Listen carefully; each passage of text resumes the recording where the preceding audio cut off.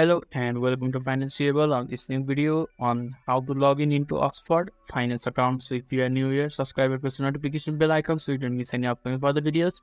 Now let's get started. So first you need to open the web browser of the choice. Now go to the top of the web browser. There is a search bar. Just click on the search bar and type Oxford Finance login, and after that you just need to press enter in the keyboard and the search result will come to you. You just need to click on the first search result, that is Oxford Finance existing customers, or you can also click on the Oxford Finance.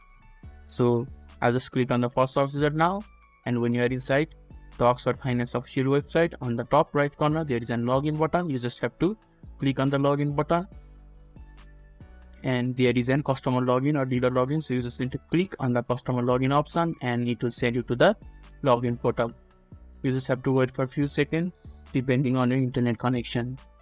And when you are inside the login portal, you just need to enter the details. That is, firstly you need to enter the username. When you have entered your username, you just need to enter your password, and if you have forgotten your password, you can just click on the forgot password text and Oxford Finance will help you to retrieve or change the password. And when that is done, you just have to click on the login button and you will be able to successfully log in into Oxford.